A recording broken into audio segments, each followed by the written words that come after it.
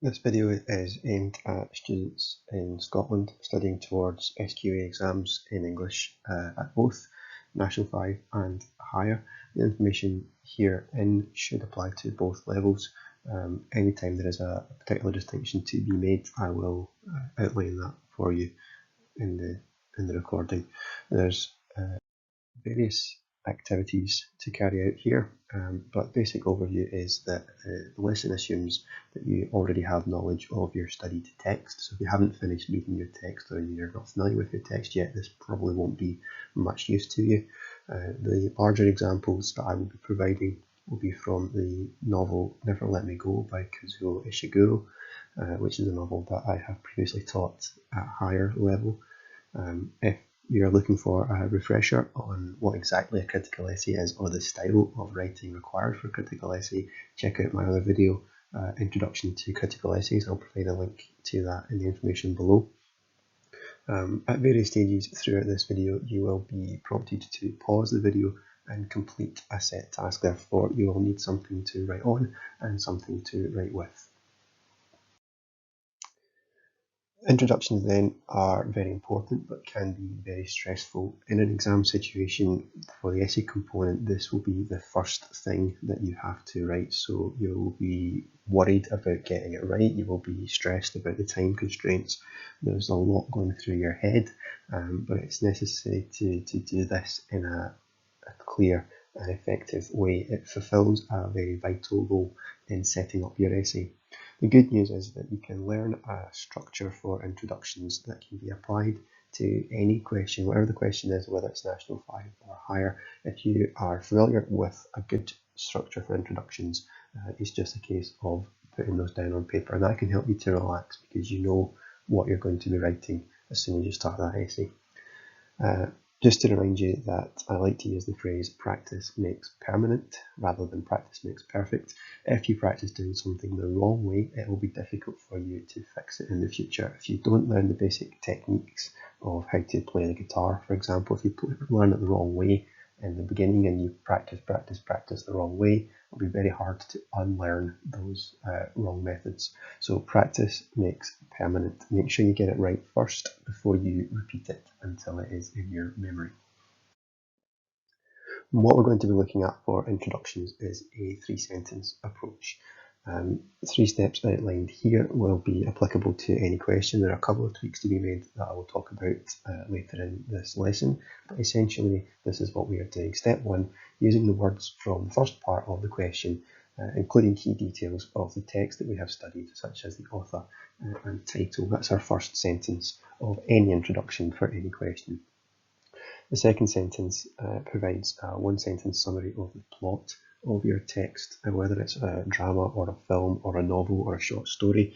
You should be able to practice this beforehand and memorize it. One sentence that summarizes the main information, and I'll show you some examples of how to do that. You can have these checked by your teacher, so you know you've got the right thing, and you can memorize it, and that's all you have to do is write it down once you get into the exam. The third part requires you to do a little bit of thinking, but not too much at this stage. It's just about connecting that key part of the question, that first bit that we've identified, to our preferred central theme or message in the text. Again, to an extent, this can be practiced and memorised beforehand. If you're familiar with your text and you know what the central theme or message is, it's a fairly straightforward process of connecting the aspect of the question to that theme and writing that down as your third sentence here. So what I'll ask you to do is to consider this question here. Choose a novel or short story or work of non-fiction in which there is a character for whom you feel sympathy. By referring to appropriate techniques, explain how the writer makes you feel sympathy. And your task here is this. For the question above, write an opening sentence which uses words from the question and the key information from your studied text. You should refer to the title of the text, putting that in inverted commas, and the author of the text, making sure that you spell their name correctly and with correct capitalisation. So just one sentence, please, using words from the question at the top there and referring to your text. You can pause the video now whilst you do that.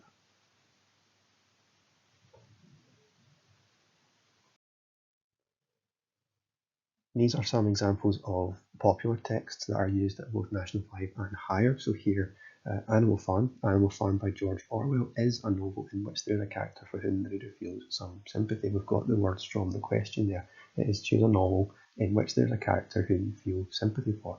And all we've done is rephrase those slightly to refer to our novel. Same with Lord of the Flies. Lord of the Flies by William Golding is a novel in which there's a character for whom the reader feels some sympathy. And To Kill a Mockingbird. To Kill a Mockingbird by Harper Lee is a novel in which there is a character for whom the reader feels some sympathy. Generic, basic, simple, easy to remember. You've got the title of the novel there in inverted commas. That'd be the same if it's a play or a film or a short story. The title there in inverted commas. The author name properly capitalised and spelled correctly. If it's a film, obviously you refer to it as a film. If it's a short story, you refer to it as a short story. But then we just use those keywords from the question. So this is nice and easy. It lets you know exactly what your first sentence is going to be, regardless of the question that comes up. So it helps you to relax in that exam situation. This task is for the second sentence, which is the one sentence plot summary. Now, this is something you should practice, get it right. A generic plot summary which covers a few things. Have it checked by your teacher to make sure you've got the right one, and then it's just a case of memorising it. What we're looking for here is you to, for the text you have studied, write down a one sentence summary of the plot. You should include a reference to the general setting of the story, as well as the main character and the overall ending. You can pause the video now in order to attempt that task.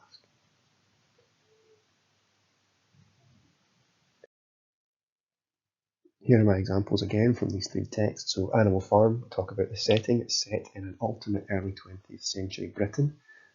We mention the main character or characters. In this case, the novel follows a group of animals who attempt to free themselves from the oppression of humans. That's the sort of basic idea of the story here. But the ending is that they are oppressed in a different way. Only to be oppressed in different ways by the power-hungry pigs. So set in an alternate early 20th century Britain, the novel follows a group of animals who attempt to free themselves from the oppression of humans, only to be oppressed in different ways by the power-hungry pigs. That is a generic summary of Animal Farm, which you can memorise and write into any introduction for any question. Same here with Lord of the Flies. Set on an uninhabited island in the Pacific Ocean, the novel follows a group of young boys as they succumb to savage impulses before their eventual rescue. We've got a mention of the setting there, the uninhabited island in the Pacific Ocean. We have a reference to the main or central characters, this group of boys, as well as kind of what they're doing, in this case the savagery aspect, and the ending is that ultimately they do get rescued, having been changed by their experiences. And To Kill a Mockingbird, set in Depression-era America, the novel follows young Scout Finch as she encounters racism and prejudice in her small town, before realising that people aren't really all that different from each other. So the setting there of Depression-era America, the main character of Scout, and a little bit of her journey, her story, as well as a reference to the ending. The third sentence then is to connect the aspect of the question to the main theme that you should have identified through your study of the novel. So again, we're looking at this question. There's the first part there. Choose a novel or short story or work of non-fiction in which there's a character for whom you feel sympathy. Your task here is, in one sentence, explain the main way in which sympathy is created for your chosen character and how that helps the reader to understand the main theme or concern of the text. And I want you to remember here that theme is more than just the topic. We could say that The Great Gatsby is about the American dream. That's the topic of it. It's a novel about the American dream. That's fair enough. But the theme is more than that. It's more than just the topic. In this case, Great Gatsby's theme is the corruption of the American dream. So it's not just what the thing is about, but it is the message or the idea around that topic that the author is trying to put across. So keep that in mind when you are connecting your sympathetic character to the identified concern or theme. You can pause the video now to tackle this task. And here are our examples then of the third sentence for our three texts there. Animal Farm. Sympathy for Boxer, who's one of the main characters, is created through witnessing his strength and determination be taken for granted by the pigs, which helps us to understand the central theme, that those in power often take advantage of the lower classes. This is one possible reading of Animal Farm. This is one way that we could interpret it, connecting our sympathy for Boxer to the way the pigs take advantage of the other animals as an allegory for the Russian Revolution. In Lord of the Flies, sympathy for Ralph is created through his determination to remain civil whilst those around him give in to temptation, which reveals the central concern that there is a fine line between civilization and savagery. Lord of the Flies is very much about that descent into madness and savagery that the young boys experience when they are removed from ordinary civilization. So we've got there the sympathetic character and how we feel sympathy for them, as well as the connection to the overall theme or message. And the same with To Kill a Mockingbird. Sympathy for Scout, our main character, is created through our misunderstanding of social and cultural politics, which helps to reveal the novel's central theme, which in this case is the inherent prejudice in all aspects of American life. So again, we've got the character that we feel sympathy for, a little bit of explanation as to how we feel that sympathy or why we feel that sympathy, and then connecting it to our identified central theme. So fairly straightforward. This is a full example using the novel Never Let Me Go by Kazuo Ishiguro. The 3 sentences here have been numbered just so you can clearly see what's happening. The question there is still the character with whom we feel sympathy. Never Let Me Go by Kazuo Ishiguro is a thought-provoking novel in which there is a character for whom the reader feels sympathy. This dystopian novel set in an alternate early 90s Britain follows Cathy through childhood, adolescence and early adulthood as she struggles to accept her fate as a clone created for organ donation. The sympathy we feel for Cathy by watching her wrestle with her own identity and try to find her social standing is accentuated when we eventually realise her grim fate, as the author deftly raises questions about the morality of advanced medical science. Then we've got there the introduction, the title and the author, as well as the words from the question that we feel sympathy for a character in the first sentence. The second sentence is my generic plot summary, the dystopian novel, talking about the setting, the character and her kind of journey through childhood, adolescence and early adulthood, as well as a mention of the ending in which she eventually does accept her fate, but through that journey. And the third sentence, connecting our question, the identified aspect in our question, that sympathy, to the overall theme, which in this case we're looking at the morality of advanced medical science. Is it right to clone humans for organ donation? Is one of the main questions of this novel.